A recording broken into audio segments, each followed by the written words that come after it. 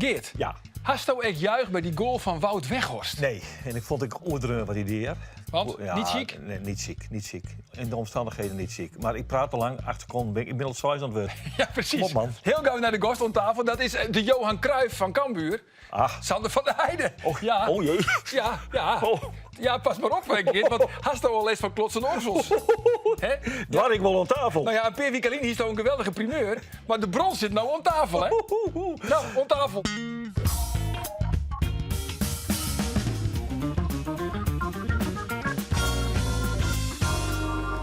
De beide Frieske betellen voetbalclubs die kwamen dit weekend net in actie. Maar de Sportcast, ja, die is er altijd. Mijn naam is Arjen de Boer en dit is de Sportcast van Omroep Friesland. En aan tafel Geert van Thun, Ando Faber, de nijenker van Omroep Friesland, Roelof de Vries en natuurlijk oud-profvoetballer Sander van der Heijden. Sander, mooi dat je er bent. Wat mij opvalt, dat is nou hier in de Sportcast, maar dan ben je regelmatig op televisie, hè? Vriend Wieken wist ik al op televisie. Heeft het zien? Help me even. Nee? Even zien? Oh ja, Even zien. jawel. Ja. Vertel eens, meneer Bloembergen, wie is de Johan Cruijff van Cambuur? Zo, dat is me er een. Ik weet niet of alle oudere fans het daarmee eens zijn, maar die ik zelf heb zien spelen, dan ga ik voor Sander van der Heijden. Dat zal mijn broertje Deugd doen, die is altijd groot fan. En ja, een hele sierlijke nummer 10. Misschien niet bij iedereen bekend, want ik denk, volgens mij heeft hij het zelf ook wel eens toegegeven, veel te weinig uit zijn carrière gehaald. Maar een mooie voetballer om te zien. En later ook wel genoemd als het tactische brein naast Henk de Jong. Kijk. In de Eredivisie. Sander van der Heijden. Ja, Het is toch mooi dat hij nog even op een voetstuk wordt gezet. Zeker, ja. Ja, Sander, dan zit je samen in het programma Per Seconde Wijze met Erik Dijkstra. En de kandidaat. Ja, ja. Dat is Bloembergen. Zeker. Dat wie de kandidaat kandidaat. in Gautum volgens mij. Ja. Jelmer Bloemberg. Jelmer Ja, Bloembergen. leuk. Nou, we zullen het nooit weer vergeten. Maar hoe vaak is nou wel net Jendai zei van... Ja, Sander, die heeft net alles uit zijn carrière hellen. Nee, heel vaak. Maar dat heb ik zelf, daar ben ik het niet helemaal mee eens. Omdat ik heb niet alles uit mijn talent gehaald. Alleen ik heb wel alles uit de combinatie persoon, hoofd, benen. Daar heb ik wel het maximaal uitgehaald. Omdat ik gewoon vaak niet zoveel zin had. Ja. Dus Ja. dat is ook wie je bent. Ja, maar toch is dat Dat is makkelijk. onderdeel van jou. Ja, precies. Ja. En dan dus uit mijn talent heb ik weinig gehaald. Maar toch, hier is het Nederlands overtoon misschien wel heel. Ja, dat weet ik Ja, niet. toch. Maar- Ik zei Vlien Wieken. Van Vlien Wieken. Bommel moest het vuile werk oplossen voor Sander van der Heijden. Ja. Ja. Ja, dat is al zo. Nou, we gaan even doordenken, of niet? Ja. Mooi programma. Nee, maar dus niet een Straks maken we goede... weer kapot. Ik heb wel uit, niet uit talent gehaald, maar wel uit de persoon gewoon. Hoe de combinatie van hoe ik ben en Wie hoe is ik volgens was. jou eigenlijk de Johan Cruijff naast jou van Cambuur? Poeh. Ga je hem in gedachten eigenlijk? Wie zo stoot nemen Geert? Was Ja, goh, jongen, dat is... Daar is dit Cambuur is- al 100 zien niet maar Weet je wie echt goed was, maar die viel niet altijd op. Als speler was dat Robbie Alfle. Die was op zijn retour, want hij was, toen hij bij Cambuur kwam, was hij ouder. Ja. Die stond ook op middenveld, maar die kwam bij Utrecht Ajax. Ja, maar toen bij Maar- Cambuur liep je meer op een patatboer. Ja, maar die was echt wel goed hoor. Ja? Ja. Wat ik echt goed vond, dat die Carlo de Leeuw. Ja, en die heb ik daar net niet echt meegemaakt. Maar Sierlijke dat hoor je middenvelder. overal natuurlijk. Ja, Dus Carlo maar was die ik wel zelf dat- mee heb gemaakt, ik vond Robbie Alfle echt goed. Ook Betje.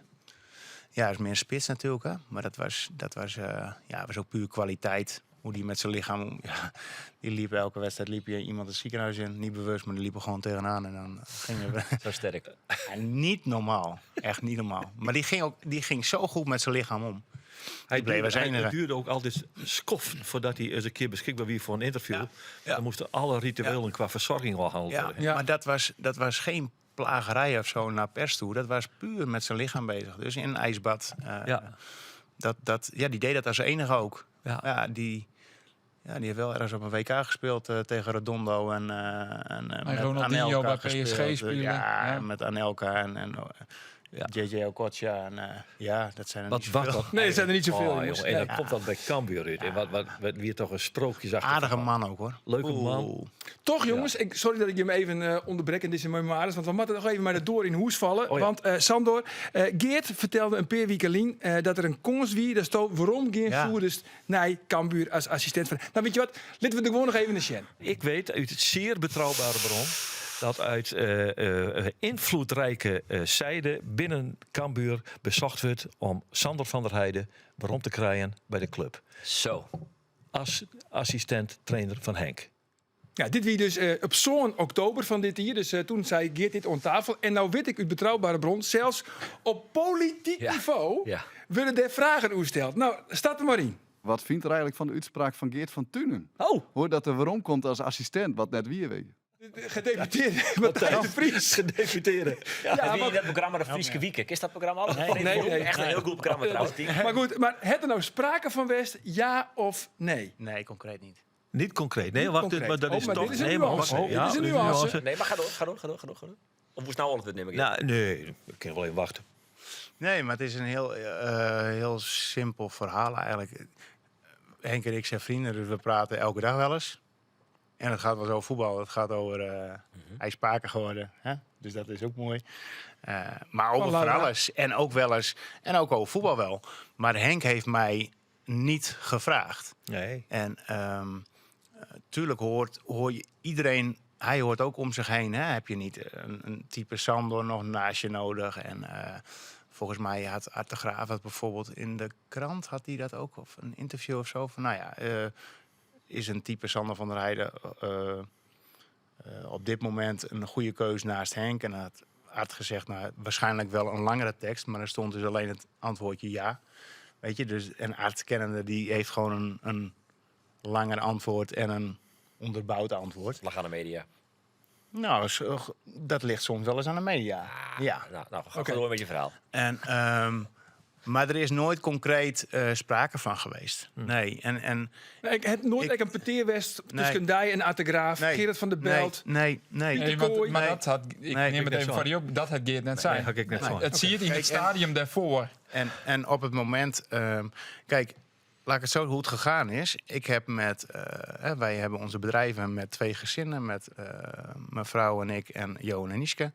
En ja, nee, maar ik ga het even heel kort uitleggen hoe het gegaan is. Want voordat überhaupt eventueel een vraag zou gaan komen... die niet geweest is... heb ik ook met hun besproken van... goh, nou ja, stel de vraag komt. Ja, hoe staan jullie erin? Want we doen alles wel met z'n vieren, zeg maar. Dat is wel een belangrijk iets, of ik het nou wil of niet. Of ik er open sta of niet. Daar gaat het op dat moment ook even niet om. Van hoe staan zij erin? En, Zij ben ik net dom. Ze weten Cambuur zit in en laatste op dat stuit in de eerste divisie. Dan kan ik die weet niet vraag of ze komen. precies wisten dat ze één en laatste stonden. Maar weet je, wij zijn al 30 jaar vrienden. Dus zij weten wel van Cambuur af natuurlijk. En toen hebben zij ook gezegd, hebben we ook met z'n 4 besproken. Nou ja, we staan er niet zozeer meteen om te springen. Nee. Maar ik ook niet. Dus dan was het een heel simpel kort gesprek. Kort item, zeg maar, in ons gesprekje. Van, nou, Maar Doe lijst die vraag bij die vrouw en bij die vriend net samen op tafel. Nee, maar omdat je het gevoel hebt, het is altijd wel een item. Als het minder gaat, komt dat ergens ter sprake. Maar Alleen gaat het minder, Geert. Ja, want dat is eigenlijk de laatste jaren wel zo geweest. Continu. En Maar hij is toch ik wel saai van ik zoek misschien nog wel wollen, maar dan maar ik de druk wat ik nou nog opzissen. ja, maar dus dat is geen optie. Maar ik van financieel niet gecompenseerd worden. Gecompenseerd werden, hè?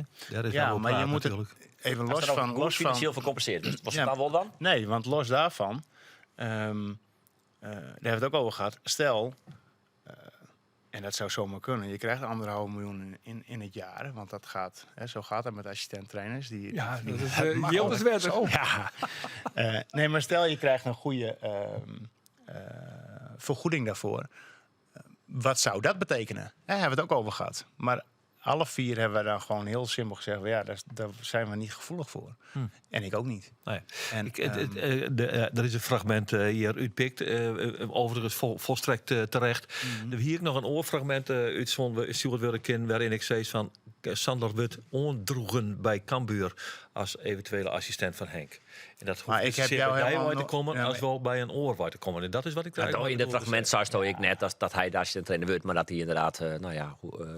nee, maar laten we even één ding vooropstellen. Ik neem nou helemaal niks kwalijk, Geert. Hè? boe. Nee, maar wij hebben het er ook helemaal niet over gehad. Ik vond ook terecht, helemaal niet dat Nou, wie is iets er dan was. vergeten? Toen ik Cindy Nee, Sanchez serieus. kreeg. Oh ja, dan denk ik, oh ja, dat is ook zo.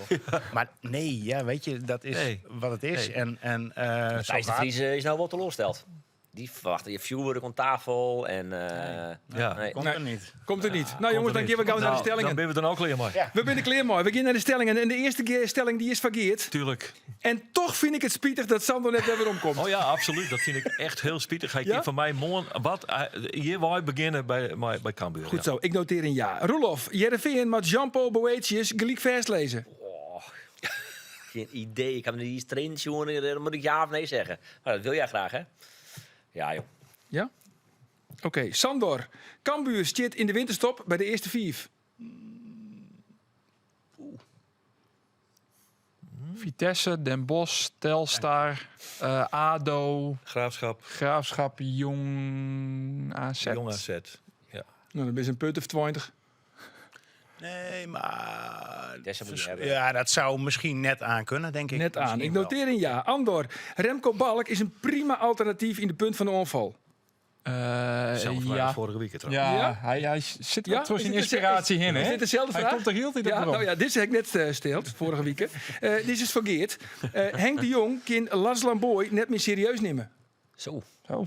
Om een pittige stelling. Ja, dat is een pittig. nou, dit is wel wat Ja, nice. een Dit is pittig een stel. nice stelling. Compliment. Maar Dat waarom geeft mij als genuanceerd senior medewerker aan deze podcast iets te ver. Het antwoord is de ja. Het antwoord is dan nee. het Het antwoord is nee. precies, ja, ja. Roelof, ik vond het een eer dat ik verleden week een urenlang nooit van Persie zitten mocht.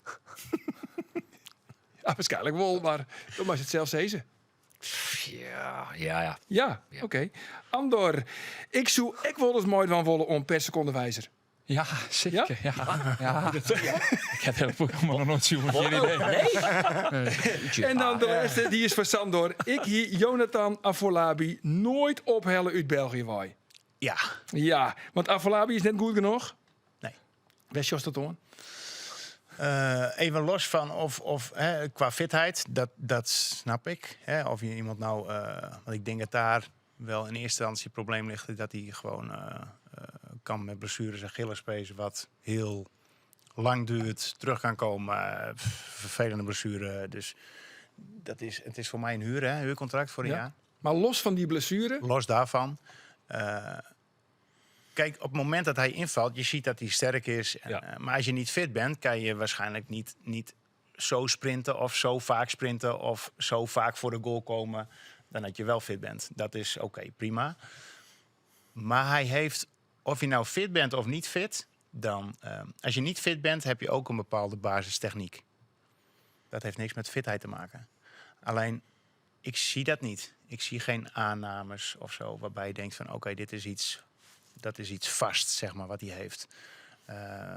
Want kijk, als jij staat, dan kan je fit zijn of niet. Maar als jij een bal aanneemt, dan zie jij aan alles dat dat automatisch gaat. En dat zie ik bij hem niet. Maar ben ook spelers bij Cambuur West soort van die Pauwels, die heeft dat is echt natuurlijk iets een beetje extra's. een open Ja, deur, maar ja. Nee, maar Ja. dat, Ja, maar die had iets dat is speciaals. een Die- open deur, maar dat zie je dus aan alles. Hè? Dus je ziet zijn aanname Ja. is goed. Dus hij hoeft niet naar die bal te kijken als hij een bal aanneemt. Nee, wat een goeie. Dan ben je al wat verder. Dus dan kan je op snelheid komen. En acties hoeven niet altijd te lukken. Maar dat bedoel ik met of hij nou fit is of niet. Ook al is hij niet fit.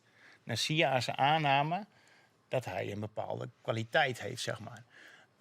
En dan kan hij er misschien minder vaak langskomen als hij minder fit is. Maar je ziet gewoon iets Ja, verfijnd, het is zeg maar. fantastisch. Ja. En, Maar als geweldig, als hichtepunt, ik heb hem alleen nog maar op beeld zien, maar aan weer bij de wedstrijd VVV uit. Die oorname op een achterlijnen. Ja. Nou ja, zeg dan. Ja. Daar straalt de klasse van af. Klopt. Die dat kent. Dat vind ik fantastisch. maar als die niet fit is, heeft hij ook zo'n aanname. Ja, precies. Snap En dat je? het Afolabi dus net. Nee, dat zie ik niet. Nee, maar nog even hoe die fitheid van Afolabi. Want Henk de Jong hier namelijk echt vregen on Lars Lamboy. Is hij fit? En Lamboy zei, ja, ik kan hem gelijk opstellen. Maar dan is Lamboy aardig voor de gek houden. Vandaar de stelling. Kijk, toch weer op die zo, stelling. mooi. Oh, hij Nou, is weer een snabbel met Henk hoor. Ja. Dat weer wat mooi zit waan. Ja. En dan hebben we weer een geweldige Ze hebben weer bron. wat opzetten. Ja, maar van, is dit zo of net? Ja, Ik heb Afolabi bij zijn eerste training sprutsen en die zei zelf dat er fit Hij wie fit en zei. able to play. Maar dan is hij gewoon heel slecht. Maar, maar dat is ook logisch dat hij dat zegt. Tuurlijk. Ja. Want Ja. als jij net bij een nieuwe club komt, dan zeg je, nou, ben je fit? Nee, ik ben al lang niet fit. Nee, had nog lang Nee, maar aan de andere kant, maar Dit gebeuren, hoor. maar Alhaft heeft ze wel bewust zijn van oké, die had een paar weken nodig. Dus je kent echt, want dit is natuurlijk Wordt ook echt. steeds wat beter nu, hè? Ja, Ja, die wordt iets Maar beter. die Ja, kan ook ja. voetballen, hè? Ja, die kan wel voetballen hoor, de jongen. maar ten opzichte van achterban is het natuurlijk, ja, je wekken een verkeerd verwachtingspatroon tot de season dat je gelijk fit binnen. Nou ja, hij had zo'n augustus nog nooit fit west. Nee. En pas na de winter misschien? Afolabi? Nou, ik. Nadiens? Nee? Ja, die weet het terug. Ken je er Ja, eigenlijk dat van? zou Oh? het beste zijn, denk ik, toch? Ja, ik weet niet wat het contract is, het huurcontract. Nee, dat is ik- moeilijk nee. om te zeggen, maar... Ik weet wel dat Als ze je- een optie tot koop ha. Ja, ik weet ook dat hij niet, waarschijnlijk dan niet doorgaat. Ik denk, ja, weet ik niet. Maar Dat Sander, denk ik. de beste optie voor Afolabi, Sander, is eigenlijk in de winter zo gauw als mogelijk weer waarom. Nou ja, als jij het idee hebt Naar dat hij België. nu... ik weet niet hoe ver hij nu is, maar ja, in mijn beleving kan hij geen wedstrijd spelen. Nee, dat kon hij in dat kan augustus ook niet. Niet de volledige wedstrijd. Maximaal een helft. En dus Ja, jongens, maximaal een helft, maar Ja, dan ben je dus maar 4 daar is hij maanden nog net niet in verder. zo'n tak. Nee. Miskoop. 4 maanden verder, of 5. Ja. Ja, jongens, kom Nou. op. Het is december zo. Ja, maar daarom. Dus dan ga je niet meer vet worden. Want dan heb je straks nog 12 dagen en dan traint hij wel wat door waarschijnlijk. Hè? Dat zal ook... Dat snap Ja, ik. jongens, we maar- hebben nu al 8 minuten over de reservespits van Cambuur die nooit speelt. Maar eerst Ik ben dus- door. Ik wil Ja. suffel vragen naar die man. ja? Ja, doe Ja. maar. Oké, nee goed. Conclusie eigenlijk vond in de het winter weer interessant. waarom naar België. Ja. En dan Madrenij gaan we spits door. komen. En dan Ja. moet er een nijspits komen. Ja, maar tuurlijk. Remco Balk die zit er nou. Scoort nou voor jouw wedstrijd Oh, nog hey, liggen? dit weerkenstelling. Alsjeblieft. Ja, is dit echt heel eerlijk, dat is net slecht. Nee, hij het daar al een weekend het er in ieder geval het net voen. En hij maakt het zien doelpunt. Hij werkt het heel hard. Hij maakt een heel soort meters. Maar duidelijk is dat het natuurlijk net de beste optie is in de spits. Dus in mijn optiek zal daar nog een spits bij matten. Want het kan weer echt een rol van budget spelen wel in de top van de KKD. Dan moet je gewoon een spits hebben van 20 doelpunten en die moet er in de winter komen. Ja, Dat is het ideale scenario. als je bal en ik blesseerd rijtje. En dan? Want dit, Nou, dan zie ik. zit je met Tony Eigenlijk, Rulke. laten we ook zijn, eigenlijk speelt Cambuur het hele jaar al zonder spits. Ja. Even los van Balk, want die doet het gewoon in de spits gewoon naar behoren. Alleen het is toch geen spits. De eerste Nee, twee dat is wedstrijden toen Milan Smit er nog weer. Nou, dat wie het. Ja, oké. Maar, Ja, ja. Maar je hebt ook geen vooruitzicht dat het tot en met de winterstop anders wordt. Dus je speelt eigenlijk de hele eerste helft van het seizoen spelen ze zonder spits. Ja. Nou jongens, verleden weekend ziet je Sander van der Heijden, ziet je Robert van Persie. En toen zei ik tegen Robert van Persie, je moet kiezen wie was de beste voetballer. En dan moet je een keuze maken tussen Messi en Ronaldo en Van Basten en Bergkamp. Dat wil ik eigenlijk met tijd van. Maar dan wel iets oors. Ja. Waar wie een slechtere spits bij Cambuur. Dus hield hij, waar is de slechtste van de twee? Oh, Ja? jezus. Dan komt hij, ja. flauw, Nou, dan komt hij, hè. Gemeen. Komt-ie. Wie was slechter? Ruud Berger of Mees Schootjes? Wie was slechter? Ik ga overal antwoord op geven. Ja. Met de kanttekening dat ze niet slecht waren. Oké, ja. Oké. Meeschootjes. Mees Schootjes. Wie was slechter? Mees Schootjes of Thijs Houwing? Meeschootjes. Wie was slechter? Mees Schootjes of Ruud Heijden? Meeschootjes. Wie was slechter? Mees Schootjes of Jeroen Ketting? Meeschootjes. Wie was slechter? Mees Schootjes of Gima Onjijken? Die heb ik niet meegemaakt. Dan is het de Schootjes. Ja. Wie is slechter? Mees Schootjes of Rocky Siberi? Siberi. Van Heerenveen toen ook nog. Oeh. Toch? Ja. Respect voor de namen die Stophoesten heeft. Iets in mij zei me dat Ja, Afolabi Meeschootjes. aan ik nog komt. Ja? Ja. Gootjes? En nou de allerlaatste. Wie is slechter? Mees Schootjes of Jonathan Afolabi? hoor. Ja. Ik ga hem even switchen nu. Ja. Ja, ik vind van één keer. Ja, de meeste schootjes zitten Ja, niet te dat kijken vind ik ook natuurlijk. sneu. Die denkt, nou... Nee, dat vind Maar ik... dat noteren wij dus nou hier op deze Maar- tafel op Magnitude. Jonathan Afolabi is de slechtste spits in de Cambuurgeschiedenis. Ja. Nee. Tussen die namen die je net opnoemde. Nee, ja, Vrede ja. weer, hè? Nou goed, maar we concluderen jongens, om het toch even weer een positieve draai om te gaan. We concluderen wel dat Cambuur beter onder het voetballen is als in het begin van de competitie. Jazeker. Toch? Nou, wat Cambuur... wat anders is dat de groep die er nu staat, zeg maar, die heeft wel iets van... dat klopt wel. Hè, het team wat er staat. Ja. En ook jongens die invallen en... wat ze voor elkaar willen doen. Er leeft wel iets zeg maar, in die groep. Dat zie je op het veld. Zeg maar. Dat voel Invloed je. van de geroutineerde spelers is oké, wordt geaccepteerd. Klopt. En daar is wel een switch in gemaakt. En dat is wel een hele goede set geweest. Maar het is al wat verdedigender, toch? Nee, dat is niet helemaal waar. Want als je ziet jong PSV, hoe hoog ze druk zetten. Ja, dat was achterlijn, man. Ja, dat was Maar dat is echt 20 minuten. Nee, Nee, eerst 35 helft. minuten. Ja. Eerste helft, echt waar. En alleen dan moet je, het zou dan eigenlijk normaal gesproken... Moet je scoren. Nou ja, dat... Maar dan zou je dus kijken, er is een switchie maken. Waar doelstop? Switchie maken qua Qua keuzes. dus meer op de oudere spelers, maar Kieft en Belt erbij. Nou, dat hoeft niet eens zozeer oudere spelers te zijn, maar het is meer een combinatie van een team wat past, zeg maar, wat klikt. Die Nieling vind ik een hele goeie. Die een goede verdediger, hoor. En dat vind ik echt dat is een rustpunt. Wat vies van Mullen in het centrum. Dat vind ik wel goed. Want ik vind hem echt goed, hè? Ik ook, want die twee samen, daar staat wel een blok, zeg maar. Ja. Het is voetballend, is Van Mullen natuurlijk niet de beste. Alleen, Nee, maar hij heeft wel een goede lange trap. ja, alleen het mooiste is dat je over de grond is hij makkelijker. Ja. Voetbalt makkelijker. Maar wat Henk veranderd heeft, is dat hij, hoe het nou staat, je wint niet zo makkelijk van Cambuur. En in het begin van het seizoen, op een gegeven moment sloop het erin van, oh jee, nou ja, iedereen heeft kans tegen Cambuur. Ja. Dat gevoel had je een beetje. En dat heb ik nu niet meer. Dus dat vind ik wel, dat is heel positief. En eigenlijk is dat gekomen nadat Henk op een gegeven moment zoveel kritiek kreeg en hij moest dit doen en hij moest dat doen. En het We enige doen zelfs in het Nederlands, de interviews. nee, maar los daar, maar ook gewoon wat Henk moet gewoon. Ik vind als je een bedrijf hebt, Cambuur is een bedrijf en iedereen binnen dat bedrijf heeft zijn kwaliteit en zijn specialisme. En dat heeft een trainer, dat heeft een conditietrainer, dat heeft een directeur, dat heeft een geldschieter, dat heeft fysio.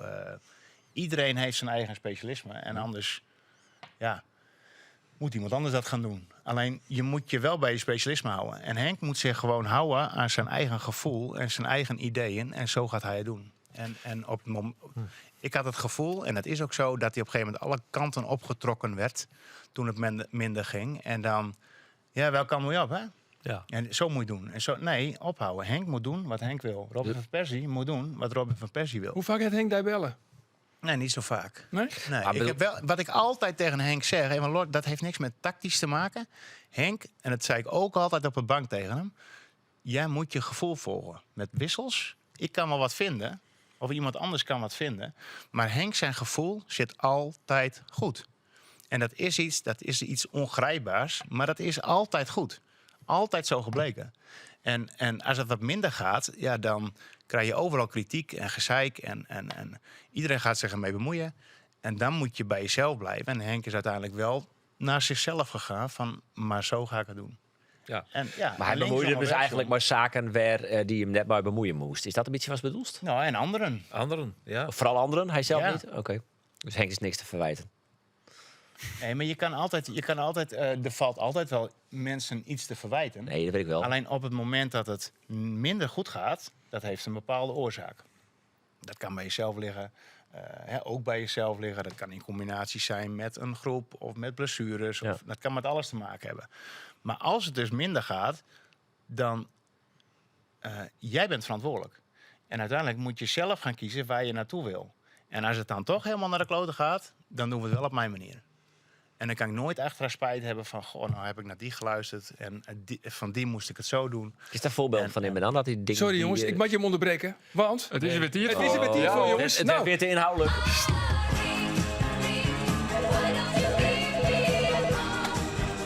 Omroep Friesland. Waar heb ik aan de telefoon? ja, dat is vanzelfs de grote vraag. Hè. De mystery guest on de telefoon. En we mogen alleen vragen stellen die met ja en nee te zijn te beantwoorden. En dan is het straks aan jullie de vraag van wie hangt er bij ons aan de telefoon? Nou, Ik heb Sandor. zo'n idee dat het geen Fries is. Nee. Nee, want ik begin in één keer in het Nederlands, hè? Dus ja, dan mag het in één keer in het Nederlands. Stel maar je eerste vraag, Sandor. Ben je alleen ja of nee? Ben je een man? Ja, het is een man. Ben jij momenteel actief voetballer? Nee. Heb jij in het verleden met Sander van der Heijden gewerkt? Ook niet. Ook niet. Nou, Geert, een zucht. Kan weer. Ja, Cambuur, Heerenveen, ja. nee, ik iets zit even te sneller denken. Heb je een Cambuur verleden? Ook niet. Denk ik dat hij een heel veel verleden heeft. Denk ik ook. Ja, denken jullie in Heerenveen verleden? Niet fluisteren, hè? Niet fluisteren, hè? Heerenveen verleden als speler? Ja. Oh. Oud-speler van SC Heerenveen. Roelof? Ik krijg een beetje... ik denk aan Joey van den Berg, denk ik. Nou, vraag maar. Ben jij Joey van den Berg? Nee. Oh. Nee, iets, een hint, een hint. Ja, kom maar met met hint. jou was. Worstenbroodjes. Beetje zuidelijk, Brabant. Oh, ik weet het wel. Nou? Dat weet ik hem al. Nou? Ruud van Nistelrooy. Ruud van Nistelrooy. Nou, Anthony nou. Lulling. Nou, zeg het maar. Bent u Anthony Lulling? Ja! Anthony Lulling. Leuk, Ja. man. Leuk, Gespeeld man. bij Den Bosch, Heerenveen, Goedemiddag. Feyenoord, NAC Breda, eerst FC Köln. Dag Anthony, welkom in de podcast. Goedemiddag. Goedemiddag. Wat doe je tegenwoordig? Jeugdtrainer en trainer van een eerste klasse bij ons in Den Bosch, van Empelina. En jeugdtrainer bij FC Den Bosch onder 16. Oké, jeugdtrainer bij Den Bosch, want jullie spelen volgende week tegen Cambuur, toch? Met Den Bosch. Ja. Dat zou zomaar kunnen, denkt hij. Volgende week dinsdag. Dinsdag over de week. Morgen over de week. Het is op mijn vrijdag spelen ze tegen Excelsior. En dan is het volgens mij Cambuur uit. Het is gezellig bij de club de afgelopen week, of niet? Ja, het is, ik heb altijd gezegd, Den Bosch is een beetje NAC in het klein. Ja, dat blijkt wel eigenlijk, ja. Want de resultaten sinds de laatste jaren zijn eigenlijk weer wat je een beetje hoopt. En dan gaat opeens de trainer eruit. Dus het blijkt ook daar onrustig te zijn. Ja, heb jij nog ambities als hoofdtrainer? Eerlijk gezegd niet, ja. In het amateurvoetbal wel. Bij Empelina dat dus? lijkt mij, dat is een eerste klasse. En het lijkt mij leuk om divisie te gaan trainen. De combinatie die ik nu doe, beide, is goed te doen. Dat is leuk, want ik vind het ook heel erg leuk om met jonge gasten om die op te leiden. Maar de rol als assistent-trainer in betaald voetbal, dat is eigenlijk wel wat ik heel graag zou willen. En dat heb ik een jaar mogen ervaren bij NAC. Dat vond ik erg leuk. Helaas ging toen Edwin de Graaf bij NAC weg. Maar daar ligt wel meer mijn ambitie dan een rol als hoofdtrainer in betaald voetbal. Ja, want het Nederlands elftal heeft natuurlijk net gespeeld afgelopen vrijdag en moet morgen weer tegen Bosnië-Herzegovina. En dat brengt mij op het volgende, want jij hebt het Nederlands elftal ook nog gehaald, hè? Ja, op de bank heb ik 1 keer gezeten. In het tijdperk van Louis van Gaal tegen Ierland. Thuis tegen Ierland, 2-2. En de uitwedstrijd in Ierland, dat was dat Nederland het niet redde. Dat was een geweldige ervaring. En ik was toen samen met Jeffrey Talan werden we opgeroepen. Die scoorde nog, toch? Scoorde volgens mij nog. Ja. Samen met Van Bronckhorst volgens mij. Oké. 2-2. Dus ik heb helaas geen haasje mogen ontvangen, maar wel de ervaring om er een week bij te mogen zijn en onder Louis van Gaal een week getraind te hebben. En dat was geweldig. Maar hoe was het ook alweer? Want zo kon je jou toen niet te pakken te krijgen, toch? Of hoe was het ook alweer? Ja, dat klopt, ja. Ik had een dag vrij van Heerenveen. Ik was met familie, waren we naar de Apel en in Apeldoorn. En daar zat het Nederlandse elftal ook in trainingskamp. Ik was weg, ik had mijn telefoon niet mee. Einde van de dag kwam ik thuis. Voicemail-apparaat had je toen nog, hè. Die brandde het lampje van aan. En mijn telefoon zette ik aan, veel berichten gemist. En kon ik weer terug naar Apeldoorn. Want ik was opgeroepen voor het Nederlands elftal. Dus, Er stond Hans Jorisma op het antwoordapparaat of zo. Ja, en ik zei toen al, zo heb je een aap op je schouder en zo zit je naast de bondscoach. Ja, zo gaat dat dan, hè? Ik moet bij Lulling natuurlijk altijd... Wel... Ik moet bij Lulling natuurlijk altijd denken aan Champions League voetbal, Heerenveen, hè? En ik kan me ook... Ja, we hebben ooit een keer een podcast met jou opgenomen over 100 jaar bestaan Heerenveen. Dat ging onder andere ook over de Champions League in die thema-uitzending, weet ik nog wel. Had je een goede anekdote over Olympiakos Piraeus uit en waarom Foppe de Haan zo ontzettend kwaad op jou was. Oh, ja, die was boos, ja. Ik heb hem nog nooit zo boos gezien. Waarom was dat? Ja, wij speelden tegen Olympiakos uit en het was de derde wedstrijd in de pool. Hartstikke belangrijke. En wij waren de eerste helft gewoon de bovenliggende partij. En het was 0-0. Foppe gaf in de rust aan, deze wedstrijd gaat op kleine details beslist worden.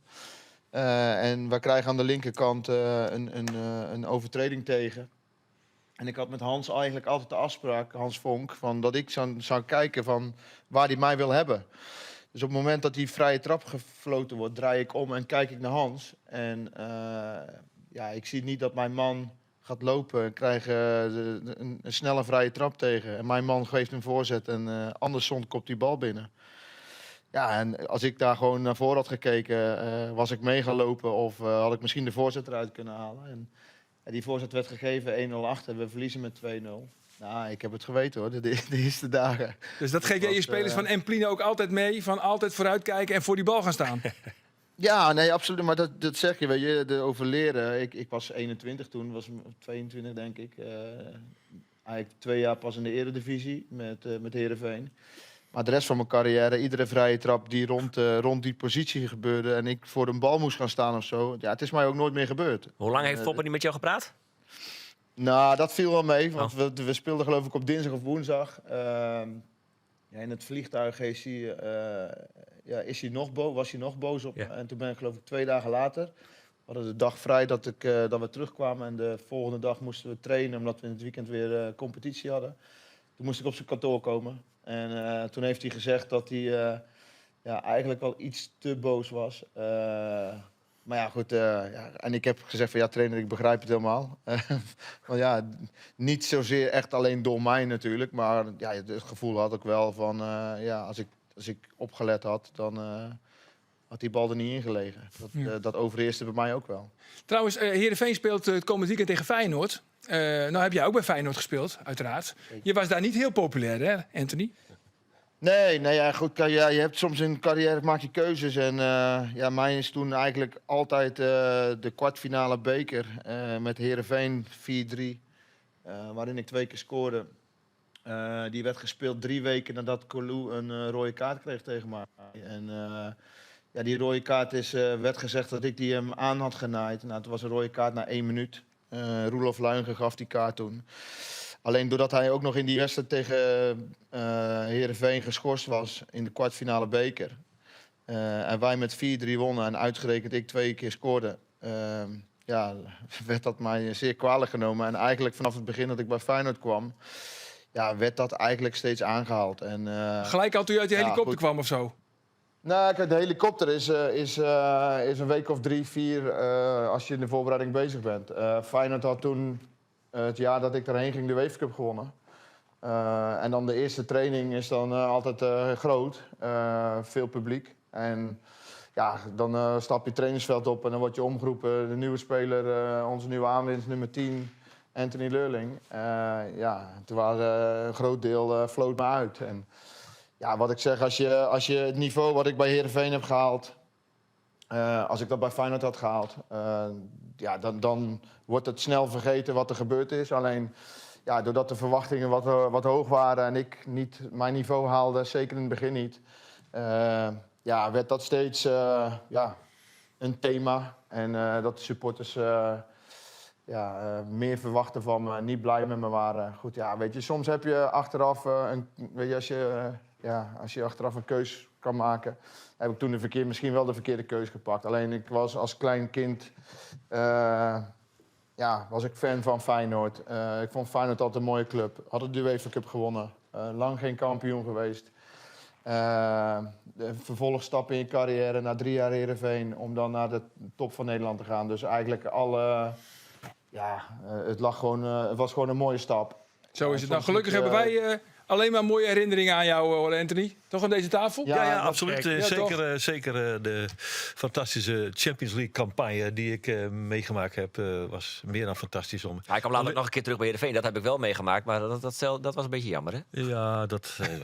dat was 5 wedstrijden. Jongens, we willen een positieve draai geven aan deze... Ik dacht, je hebt ook nog met Van Persie gespeeld. Zat ik even op te zoeken net volgens mij. Klopt dat? Ja, dat klopt. In mijn eerste jaar bij Feyenoord. Had je gedacht dat hij nog trainer ging worden ooit bij überhaupt Heerenveen? Nee, dat zeker niet. Maar ik had wel door dat hij een grote speler zou worden. Want met Robin op de training was echt goed. Dat was niet normaal. Ja, uiteraard. Dat was echt een mooie periode.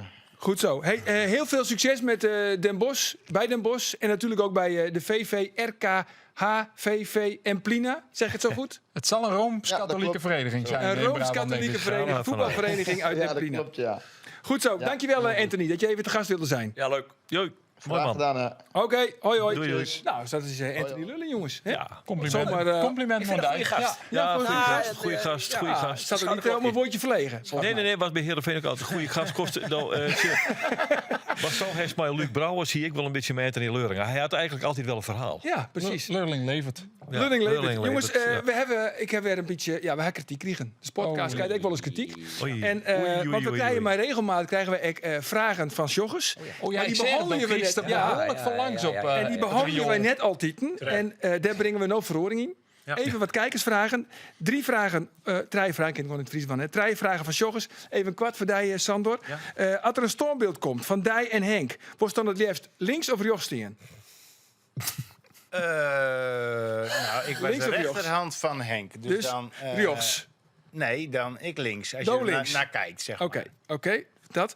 Een oorvraag van een kijker. Waar zou de Sto in de winterstop of na de winterstop in de spits zetten? Een andere spits. Een andere? Spits. Ja. Nee, schootjes. Nee, maar qua naam bedoel je? Ja? Oeh, ja. Ik zie de ting die Thomas Buitink zit op een seatspoor bij PEC Zwolle. Zou dat net wat wij ze kennen? Buitink? Ja? Ik heb hem les nog voetballers jongen. De oefenwedstrijd Ik zou- Jereveense in PEC Zwolle scoorde hij 2 keer. Kijk, ik zou als ik... als je Cambuur analyseert... Kijk, wat vaak gebeurt is dat als ploegers zijn die geen druk kunnen zetten op een tegenstander... dan is het of we gaan echt inzakken... of we gaan over 1-op-1 spelen. En dat is wel regelmatig wat je ook ziet. Als Cambuur 1-op-1 gezet wordt, zeg maar, overal op het veld... ja, dan moet je een vallende bal gaan geven. En dan heb je een Pauwels op links, is daar niet sterk in. Hè, dat is niet een... Even, wat is een vallende bal? Nou, een bal vanuit een keeper, zeg maar, omdat alles vast staat. Hè. Dus stel een tegenstander zet alles vast. Hè. Die stappen met de 10 door op centraal. Dus een spits gaat bij een centrale verdediger staan. Een 10 stapt door naar de andere centrale. Je hebt middenvelders die doorstappen. En nog een centrale verdediger van de tegenstander stapt nog door op middenveld. Dan speel je eigenlijk voorin 3 tegen 3. Maar ja, dan kan je gaan voetballen. Maar dan heb je overal duels. Dus dan moet je eigenlijk richting vallende bal, een rustige, hoge bal op een van de spitsen. Maar dan heb je Alhaf staat op rechts. Nou, dat is niet iemand die moet een bal in zijn voeten hebben, zeg maar. Pauwels, idem dito. Ja, en Balk is niet de langste, is niet de grootste. Kan wel vervelend zijn in een duel, maar is niet een aanspeelpunt. Dus ja, dan zou ik ervoor kiezen om meer naar een aanspeelpunt te gaan. Dus dat je die zeg maar echt ook met een vallende bal kan bereiken. Maar ook dat je wel hoger op het veld zeg maar kan voetballen. En ook als aanspeelpunt zeg maar kan fungeren zeg maar om als kapstok of Maar hadden ze die nou al in de voorzetten. selectie of moet er dan echt een nieuwe speler komen? Die hebben ze nu niet in de selectie. Vind ik. Narti zou dat ik net kende bijvoorbeeld. Nee. maar Maar dan dan moet ben je ik in de willen. voort na. Narti is echt een voetballer. Die moet je aan de bal gaan krijgen. Oké. En Michael de Leeuw zou dat misschien kunnen. Maar ja, dan ga je eigenlijk naar... Ik vind de Leeuw had Spelers- echt net een hele hoop kopkracht. Nee, is maar wel dus- vervelend in de duels, maar... Ja, klopt. En Maar ik dus weet dan net ga dat je dat een eigenlijk naar een aanspeelpunt is. oplossing die je nu ook al hebt met Balk. Dat is precies hetzelfde. Ja. Maar dan volgens Sander als echte voetballeef hebben we natuurlijk alle competities in binnen- en buitenland. Is er een naam waarvan Sto Zeist... Nee, maar als ik het heb over Dat wel wij. gewoon een type speler, dan zou ik meer een aanspeelpunt. Type Rudy Man. Ja, maar je hebt ze, ja. Maar kijk, Kamataru. ja, Kamataro, Dijkhuizen, noem ze maar op, ja, Marbers, Ja. Mark de Vries. Piet Keur. Nee, maar het hoeft niet zo groot te zijn. Hè. Ze mogen ook wel een beetje sneller, maar ze moeten wel vanuit een langere bal een bal vast kunnen Eigenlijk houden of ergens neer type- kunnen. een type Afolabi. Afolabi, ja, Mooi precies. techniek. Ja. Mooie Ja. Achillespezen. Ja. Ja. Oké, nou goed, dit weer een vrij lang antwoord op een simpele vraag van een kijker. Heb ik nog in je? De laatste... ook De kritiek? krijg geen gezeik maar ook. Nee, kijk. Nee, maar deze kijker die hebben al voor ons wonnen, hoor. Toch? Of niet dan? En de laatste vraag. Mat Henk de Jong nooit dit seizoen zien contractverlenging krijgen? Ja, Ja, natuurlijk. Nou, wie goed. zou het... Wie zou... Wie zou het anders als jij, moeten doen? nee, maar ga maar eens de laatste 20 jaar... gaan maar alle trainers eens naar. Ja, dat zijn er heel veel, snap ik wel. Moet je ook niet doen. De ongelooflijk Nee, maar- soort voor trainers Bij bij Cambuur, Ja. bedoelst? Bij Ja. Cambuur. Ja. En een heleboel. wie heeft gepresteerd? Nou, Nee, maar echt gepresteerd. Robbaan. Rob Baan. Pak even het leesje. Nee, dat is 30 jaar 30 jaar geleden. Dat mij net? Oké. Nee, maar Ja, wacht even. Ulte. Sipke en Arne. Ulte pakt er meer punten. Is nog steeds zo? Is dat nog steeds Ja, zo? maar dat we hebben succes behaald, hè? Succes. Nee, behaald. nee. Arne Sipke was prima. Arne hoor. Sipke was Ja, wel heel absoluut. goed, hè? Na competitie hellen. Jongens, Maar daarna- het Maar ik watskip is duidelijk. Er is maar één man, dat is Henk de Jong. Ja, daar ben ik het mee eens. Ja, dat is het watskip eigenlijk. 100% mee eens. Jongens, ik wil Ik vond even naar die mensen wel heel goed, maar voor... Stanley Menzo. Ja, Ja, dat maar- goede Trainer. Goeie trainer. Dat is echt goed dat weet ik trainer. wel. weet Als ik wel. mensen iets minder... als mensen iets minder, hè? Sander Een nul. altijd zei. Goed zo, we beginnen naar Roelof, want hier is niet gekend. Jean-Paul Boetius. Ja. Ja, toen zei dus van, ja, ik heb hem eigenlijk nog net voetbal in Nee, jongen. en door. Ik heb hem wel jongen. Ik heb hem bij de amateur... Nee, in de Leuk. oefenwedstrijd. In Pek Zwolle. En heb dit ik was hem Arjen een stelling, Jan. Jereveen maakt Jean-Paul Boetius Ja. vastlezen. Ik zei nee. Zo. Hij was onzichtbaar. Nou ja, op basis van die wedstrijd, maar dat is natuurlijk wel een beetje makkelijk om op basis van één wedstrijd te zeggen van ja of nee. Maar die jongen die komt natuurlijk, die heeft heel lang geen voetbalwedstrijd spelen, want hij heeft natuurlijk het kanker, hoort er gewoon, 2022. Ja. Die kanker is weer waarom kwam, oral hier letter. Ja. Is hij echt van behandelen, opereert, chemo gewoon. Ja, die jongen die moet helemaal weer onsterken. En dat is ik net de vraag of hij voetballend mooi kan. Hij kan voetballend mooi. Maar is hij fysiek nog wel weer in staat om dat weer te krijgen? Ik heb contact met Ferry de Haan. En dan komt hij jongens, primeurtje. Een minuutje. Even een primeurtje. Kom maar. Dit zegt Ferry de Haan. Ja. Het is onze intentie om hem langer aan het werk te zien. Voor ons nu nog te vroeg om een definitieve keuze te maken. En Robin gaat dat vandaag met hem bespreken. Dus Sjoerd, dat is manje. Dus, maar goed, ze willen hem dus langer onder het werk zijn, langer mooi trainen. En Van Persie het... Nou, let wel eens even jaren van Persie, wie namelijk wel redelijk positief. Even jaren naar Robin van Persie. Het is meer dan een jaar geleden dat hij een wedstrijd heeft gespeeld. Weer in die grote ruimtes. Dat is logisch dat het even wennen is. Maar ik heb een paar mooie dingen ook gezien. Ja, wat kan hij toevoegen aan dit Heerenveen? Ervaring, keuzes aan de bal, hard werken. Jean-Paul staat erom bekend dat hij veel meters kan maken. Alleen in de context waarin hij nu zit, heeft hij nog wel wat tijd nodig. Dus dat is één, hij heeft het nodig, maar een oorpunt waarom ik eigenlijk vind dat Jereveen hem net nodig had, is ze hebben meer dan genoeg middenveld. Dus hij wil het liefst op de 10, eventueel op de size of de 8. Maar Jereveen is op het middenveld, is alles dubbel bezet. Dus ja, En dan komt Linde ook nog. In Linde. december zei je Van Persie vorige week. Linde komt door een paar weken niet al mij Precies. Ja. Eigenlijk vind je Levi Smans is ook een echte middenvelder. Je hebt Luc Brouwers, je hebt Simon Olsen. Dus conclusie van Arie de Boer, maar net van. Maar wat wil jij als club, hè? Want je hebt Jaan Baks. Ja. Die is niet gekomen omdat hij overal naartoe kon. Denk ik. Of wel? Hij had geen contract. Nou ja, hij woe natuurlijk. Hij wil heel graag Nederlander worden. En hij had ook een Nederlands paspoort kregen. En dat wie wel de voorwaarde dat hij dan in Nederland blijven moest. Ja. Dus hij hier wel een aanbieding kregen uit het boeteloon. Maar dat woe er net. En toen kwam Van Persie. En toen dacht hij van onder Van Persie en bij Jereveen, dan vind ik het ook wel mooi om daar te voetballen. Dat snap ik, hè? Dat denk ik, alle races zitten er net goed op. Nee, maar ik vond het echt een hele goede speler. Hè? Want hij bij NEC was hij... Ja, toen was hij natuurlijk veel jonger. Maar die had iets geks. Ik denk van, hoe lukt dat bij jou? Bij hoe AZ kan ook. dat? Ja. Bij AZ. En bij Feyenoord Feyenoord heeft hij echt een goede periode gehad. En ook als invaller nog wel. Hè? Had hij altijd wel... Dat is nog Jens zijn Friedrich, waarde of volgens zo. mij toch? Ja, Dus hij is op zijn retour. Dat is niet om hem, maar dat is... Ja, hij wordt niet beter nadat hij toen hij 25 was. Dus hij wordt niet beter. Alleen wat wil je als club, zeg maar? Zo bedoel ik het meer. Dus ga je voor zo'n jongen die... ik hoop dat hij Nederlander wordt, want dat is... Dat is heel fijn. Ja. Dat zal, denk ik, niet... Want die jongen die nou rechtsbuiten staat, linkspootje... Trensko. Ja, vind ik echt een goede speler. Rechtsbuiten. En die zou ik wel laten staan, zeg maar. Ook gewoon qua type speler, die kan echt goed worden. Die kan nog veel beter worden, maar die moet dan ook blijven spelen. En gaat Jaan Baks dan misschien accepteren dat hij op de bank komt of niet? Ja, dat is Dus de Verline Wieke preun ik een beetje dat hij als spits misschien wel... omdat Van Persie net tevreden is hoe Nicolescu... Nou, Karelsbak is bekend. Klopt. Ral is, Snap dus... ik. Maar is Jaan Baks een spits? Nee. Nee, maar dan is het alternatief is Nicolescu of Karlsbak of Rallis. Ja, maar dus ik denk dat ze dat al die net goed genoeg vinden, eerlijk zijn. Nee, en ik klopt. snap dat eerlijk zijn. Ik wil Rallis Ja, maar dan dan ga je nog niet voor potentieel. Jaan Maar Baks. Als je niet tevreden bent over de spitspositie... zou je niet voor Jaan Baks gaan, toch? nou ja, Even los van Jaan Baks, want want die krijgen. Ze kunnen niks beter krijgen. En dit Ja, wordt, ik denk eerlijk zo dat allemaal Jahan Baks die krijgen. kwam gewoon in één keer voorbij. Ja. En Van Persie die hanteert gewoon de zienswijze van jongens, een goede speler kunnen we altijd gebruiken. Maar dat Ja, snap ik. Nee, maar- maar nou gingen wij... Want ik wou het eigenlijk zeggen, want dat snap ik nog. Hè? Dit verhaal snap ik nog. Maar dan ga je naar Boetjes. Ja. Dan ga je nog één... Maar die is ook voor de 10 of de 8. Nee, dat snap ik. Maar je hebt ook spelers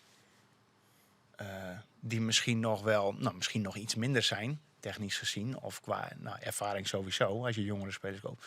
Maar daar kan je misschien iets van maken. Boetjes is niet een speler die nog veel beter gaat worden. Je steekt net meer of het zien. Nee. En dus dat bedoel ik meer van, wat wil je als club, zeg maar. En dat hebben we in de week ik zijn. Van ik zou het dus net want beide net. Omdat Heerenveen had de levensader van Heerenveen is het verkeepje van spelers. En als ze dat net doggen, ze moeten echt wel 3 voor jou of 4 miljoen euro of spelers verkeepje elk jaar om een beetje leven te blijven. Dus Trensko is zo'n potentieeltje. Maar als Sayed, die nou haast net speelt, is iets waar ze eventueel wat onvertjenen willen. Olsen hield dat ik voor. En het helly van Jahan Baks en Boetjes kan dat west zitten. Klopt. Maar goed, je kan ik, dat is natuurlijk wel een beetje koffiedik kijken. Je kan ik zeggen van Al Sayed is er nog net, maar fysiek nog sterk worden. Dus die kan leren van Jahan Baks, kinderen die mooi groeien. Ja, en die maar dat zitten vind ik onzin. Oh. Dat vind ik echt onzin. Nee, maar dat Nee, bedoel ja. ik niet verkeerd. Maar ik Snap had ik wel. toen bij IJsselmeer Vals. Ik had 2 keepers. Ik had één van 18 en één van 36. En ik vond ze allebei wel goed.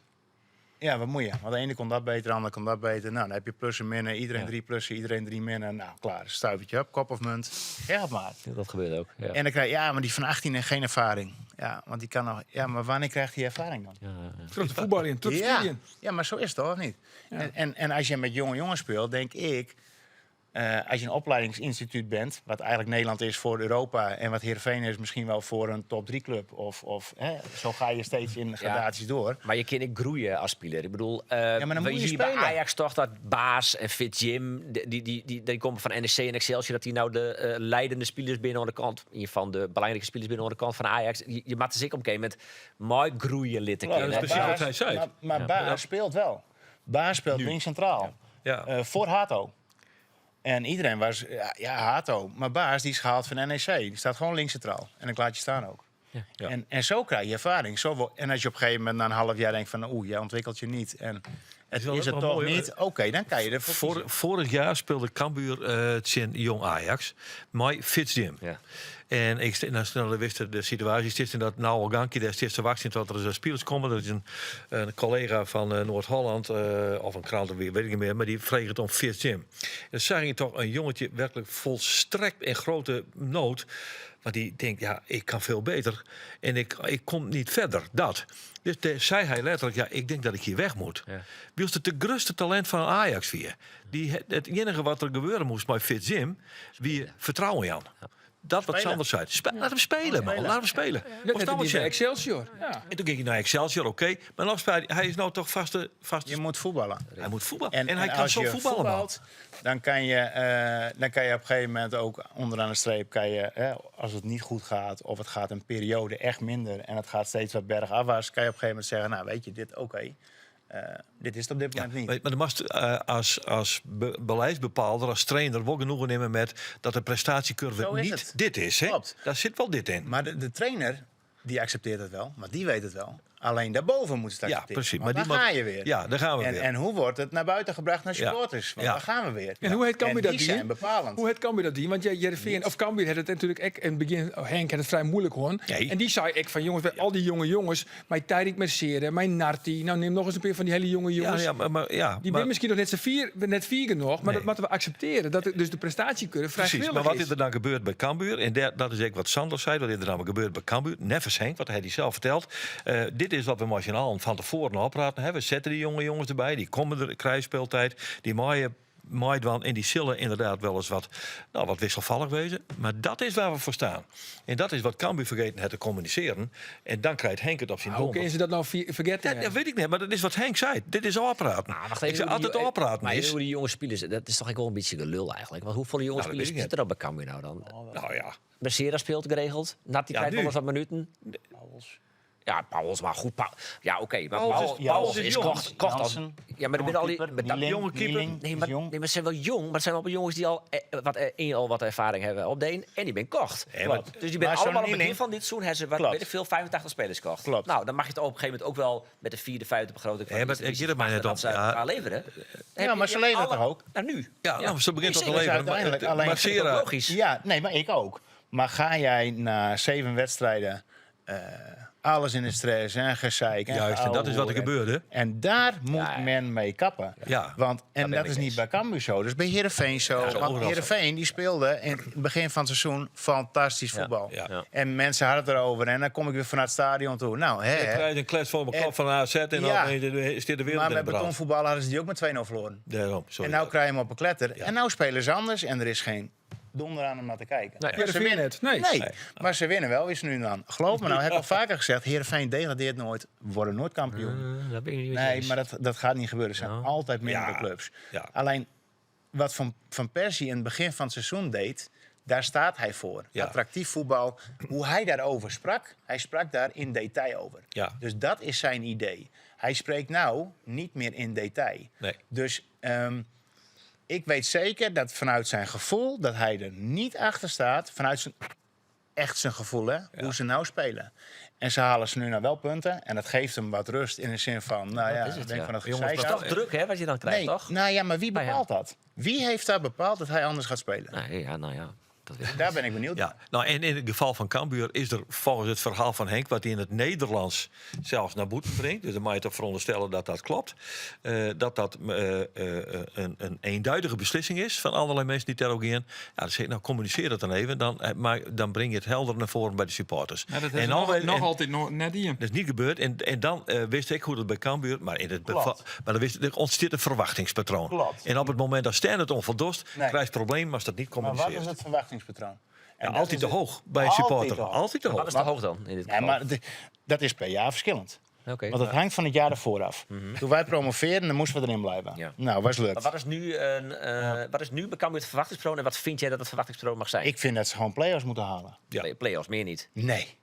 Nee, maar ik zeg eerst 4-5. Nee, maar dat is ook play-offs. Als ze 5 worden, is hetzelfde. Nee, weet In ik het, wel. in maar het dat is wat anders dan achtste. verslag. Nee, dat maakt mij niks uit. Oh. Echt niet. Want als je 8e wordt of 4e, is het allebei in de na-competitie. Dat klopt. Ja, je kunt Ja. ook een periode weten. Zou ook nog Maar kunnen. als Een je goede periode. 4-5 wordt, heb je laten zien dat je wat meer kwaliteit hebt, wat meer kunt leveren. Je hebt thuisvoordeel in niet. de play-offs. Ja. Ik zie dat niet zo. Ik zou ze gewoon bij... Want de eerste 2... Haal het alsjeblieft iedereen die dat maar gaat dat- denken. dat Nee, snap maar, ik wel. nee, maar jij ook. Maar iedereen, zeg maar. Snap je? Ja, ja. Ik Ik vind dat niet haal eens het al- uit je hoofd. Ik vind trouwens de eerste 2 ook niet onrealistisch. Nee, maar Want uiteindelijk is Volendam het... steekt er qua budgettering ver bovenuit. Ik koppel het altijd weer terug aan het geld. En daaronder zit het vrij dicht bij elkaar. Hè. En Cambuur staat op 4e, 5e plaats. Ja, maar dus je ik kan word ook een wel- beetje zagrijnig van die eerste 8 aan. Dan denk ik, ja, kies Nee, ja, maar man. nee, nou, mijn eerste 8, ik zou gewoon zeggen, we gaan A-competitie halen. Jongens, we gaan even naar Andor. Want Andor... Hij is een beetje stil. Nou ja, maar jongens... Ik zit lekker te luisteren. En, Ja, dat ken ik. Ah, Dat ja, ken ik in ik deze bedoel setting. dat verhaaltje dat van... was de volgende week ik maar thuis. Dat lekker verhaaltje van die op budget, en dat hebben we dit seizoen al 6 keer. Ja, dus ik denk, ja, daar kan ik dan wel weer op beginnen. Maar, Maar wat we misschien nog dus net jet ha, wat we misschien nog net jet ha, want Andor, dat was het een primeur. ja, als Ja. als ik dan een bijdrage had, dan is het een kwalitatieve bijdrage. Nou, let op. Ja, laten we eerlijk Let wezen. op. Loopt die teller al? Loopt die teller al? Die tikken? loopt toch niet? Ja, die loopt. Wij hebben natuurlijk de oranje week en hebben het regelmatig gewoon over een speler die bij Cambuur mij traint. Sander kennen mij goed. Qua speelstijl het die ik wel wat van hoe Sander speelt hier. Roman Molen. Vergelijk je met Sander van der Heijden? Ja, het wil Spoel je mond. de light versie. Spoel je De mond. light versie. Maar die heerlijke stekpaasjes die Sander hek, die het Molen hek. Johan Cruijff 2.0 van Cambuur. De Ja, kopmeel. precies. Nou, ik ben al blij bij die primeur. Ja, Kom best erop. benijd? Ja, man. Die had man, man. natuurlijk weekend bij Cambuur mij traint om fit te worden. Henk de Jong wil er maar al te graag bij haar. Ja. Maar het shut er naar uit dat Robin Molen net bij Cambuur bleef. Maar, Want hij zit op dit stuit in het Boetenland om daar naar een oren club te gaan. En die club is? En die club weet ik net. Maar ik weet wel dat die club in Hongarije speelt. Oké. Dus hij kent het Boetenland. En hij is op dit stuit, of in ieder geval... Hij gaat er naar daar, of hij had er West. Maar in ieder geval, hij traint ik net bij Cambuur. Maar hij traint dus mooi bij Cambuur. Hij is helemaal fit. En dan denkt Cambuur, nou, misschien krijgt hij een contract. Henk de Jong is enthousiast en dan gaat hij naar Hongarije. Ja. Ja, maar je kan dat... Bruto net zo werkt het. Zo werkt het? Nou ja, hier Cambuur hem hebben. Dan Cambuur het al een weekend schenken. Dat hij, het fitter waard. Dan hier Cambuur hem een contract aanbieden. Wist je zo dit, Sandor? Nee, het was een primeur. Ja, maar even vreetje wat Sandor het misschien ik wist. Zal ik de club maar noemen dan? Ja. Academica. Nee. Het is waar, dat is van Pascal Jansen. Maar het Nee, ik weet het echt niet. Oh. Je weet niet. Ja, je weet het wel, maar je zegt... Nee, ik weet het echt niet. Ik vind het, als het zou zo zijn, dat zal zomaar kunnen kloppen, dan zou ik het echt wel jammer vinden. Maar dit was wel een speler die kan me mist. Echt dat Creativiteit hele... op het middenveld. Ja. Het zou een geweldig middenveld wezen als Diemers opzij, Kijk. Moulin, Heeg en Nati. Ja. Dat is een fantastisch middenveld. Kijk, wat Moulin bijvoorbeeld al heeft, dat zie je best wel vaak eens gebeuren in een wedstrijd. Dan heb je een ingooi en dan ingooi, kaats en dan wordt die bal weer uitgehaald. Of, zo gaat het, hè? En hij draait hier. Ja, maar als hij kaatst, je ziet best wel een kaats, dan is hij fout. Hè? Dan kan tegenpartij kan weer ingooien. Ja. Dat. Hij kaatst nooit fout. Dat soort kleine, hele kleine, dat gevoel in zijn voeten, dat is echt gewoon wel. Maar je moet er wel een beetje kijken of voetbal hebben, waar je dit begrepen zult. Je verneemt ik dat Arjen Utrecht in dit gesprek, hè? Nee, ik zit te Sjen naar de tiet, jongens. En ik weet maar hij was aan het zoeken. Ik denk meteen een lang verhaal. Want hij was even aan het Hij zoeken. weet het niet reageren, want hij vindt Moulin niks. Nee, Moulin is goed. Het is in de belofte van PSV. Prima. Het is in de A's. Het is in de A's en de B's. Geloof je dit nou, hè? Maar Als je hem vrij kan spelen hoog op middenveld, dan gaat wel wat aan vooraf, zeg maar. Dan moet je niet met lange ballen gaan doen. Maar als je hem vrij kan spelen hoog op middenveld, is hij echt goed. Oké, maar één ding dan. Dan ken ik Danny mooi. Maar liet hem nooit. Maar dan denk ik nooit meer een corner nemen. Maar kom altijd leeg bij de eerste Maar daar ben ik het met jou eens. Alsjeblieft. Ja. Nou, vinden wij elkaar, toch? Jazeker. Jongens, we zijn daar onder overdenkingen. Ja, lekker man. De overdenkingen. Ja, het oeren zit er alweer op, jongens. Dus Sander, je mag kiezen. En we komen er net op weer om. Maar de eerste... Malabi of... Nou ja, dat zou maar beginnen. Meest schootjes. Voor Labi of meeschootjes? Ik hoop niet dat mensen hebben gekeken hebben. Nee, dat hoop ik ook niet. Voor Labi ik net. Nee. Goed zo, jongens. De eerste is van Roelof. Matthijs de Vries over Robin van Persie.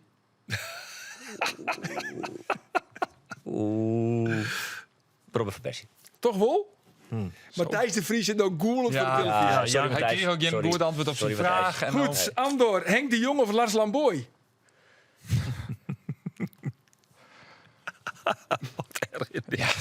Je moet kiezen.